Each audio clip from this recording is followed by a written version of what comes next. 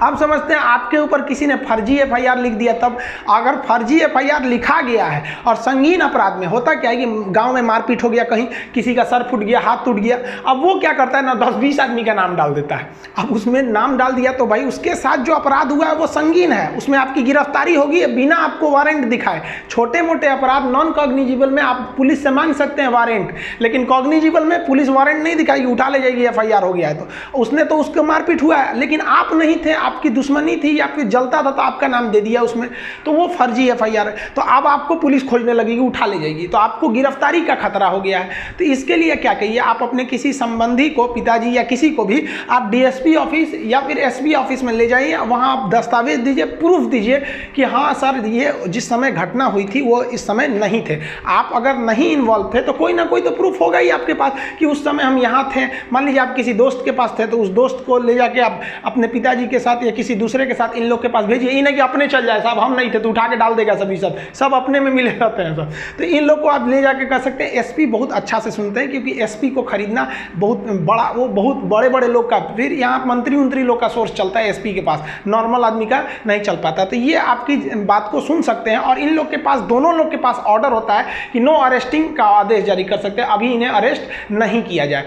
लेकिन अगर मान लिया कि ये लोग भी अगर आपकी बात नहीं सुन रहे हैं तब क्या कीजिएगा, तब आप चले जाइए एंटीसिपेटरी बेल लेने के लिए। आप अगर गिरफ्तार नहीं हुए हैं तो आप वकील को करिए तुरंत अपने डिस्ट्रिक्ट कोर्ट में एंटीसिपेटरी बेल, जिसे कहते हैं अग्रिम जमानत, ले लीजिए। हमारे ऊपर भी कई जना लोग ने फर्जी एफआईआर कर दिया, कोचिंग में पढ़ाते रहते तो उल्टा सीधा काम कर देता है सर। फर्जी एफआईआर लिख दिया, एफआईआर हो गया हमारे नाम पे, पुलिस आई गिरफ्तार करने के लिए, पुलिस कह रही है खान साहब हम आपको गिरफ्तार करेंगे। हम कहे मत करिए महाराज, हम लेके चलाते हैं एंटीसिपेटरी। तो कहा ठीक है जाइए लेते ही।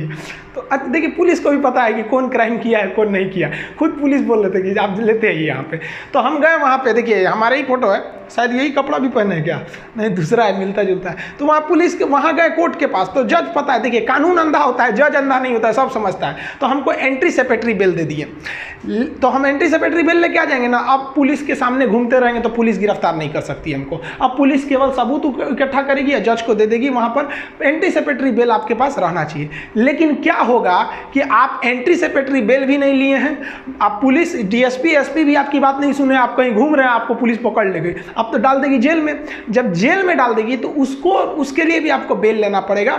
आप उसके लिए भी बेल ले सकते हैं, उसे कहते हैं रेगुलर बेल। ये थोड़ा लंबा प्रोसेस होता है, एंटीसिपेटरी आसान होता है, तुरंत मिल जाता है कि भाई हम नहीं किए हैं जज साहब, हमको थोड़ा समय दे दीजिए, हम आपको हम जब तक हम अपनी बेगुनाही का सबूत आपके पास लाएंगे। तो आपको जो है ना बेल आराम से मिल जाता है। लेकिन इसके बावजूद ना आप बेल मिल जाना मतलब ये कहाँ का नियम है कि आप निर्दोष है ना, मौत आपका अभी भी है, बस बेल का मतलब कि इसे गिरफ्तार मत कीजिएगा, कोर्ट आदेश दे देती है। अब आपको साबित करना पड़ेगा कि नहीं ये फर्जी एफआईआर है। तो इसके लिए दो रास्ते, आप दोनों के बीच में कॉम्प्रोमाइज कर लीजिए कि देख भाई हमको काहे लिए फंसा रहा है, उल्टा सीधा हम नहीं थे। कभी कभी अज्ञानता में भी लोग, जब किसी को मार धाड़ कर दीजिएगा तो बहुत गुस्सा में रहता है, जो मिलेगा नोच लेगा, उसको नाम डाल देता है, बाद में उसे भी एहसास होता है कि नहीं ये व्यक्ति नहीं था। तो कॉम्प्रोमाइज कर लेते हैं लोग, तो यहीं पे खत्म हो जाता है।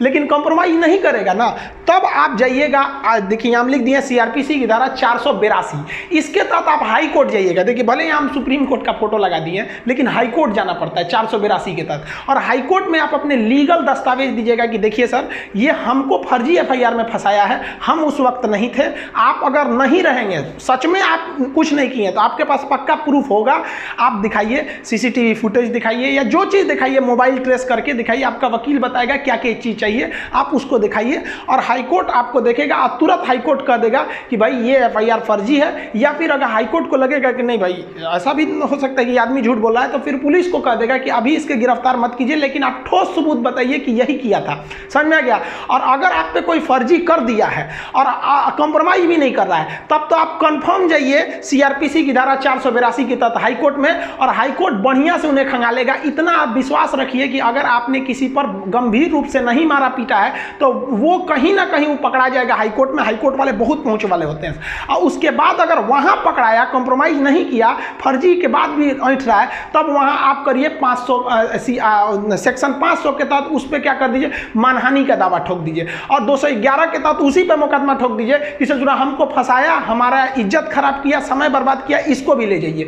तो जब आपको कॉम्प्रोमाइज कर ले रहा है डिस्ट्रिक्ट लेवल तक ही, तब आराम से रखिए। हाई कोर्ट ले गया तो फिर उसको भी नहीं छोड़िए। इतना समझिए कि सत्य परेशान हो सकता है, पराजित नहीं हो सकता है, कुछ भी हो जाए। देखिए सुशांत सिंह मैटर का भी 2 महीना तक लेट हुआ, लेकिन अभी सीबीआई जांच लग गई है, वो भी कहीं ना कहीं निर्णय पे आ जाएगी। तो इस तरह से आप समझे कि पुलिस लेवल पर या फिर डिस्ट्रिक्ट लेवल पर या हाईकोर्ट लेवल पर किस तरह से अपने ऊपर किए गए फर्जी एफआईआर को आप निरस्त करा सकते हैं।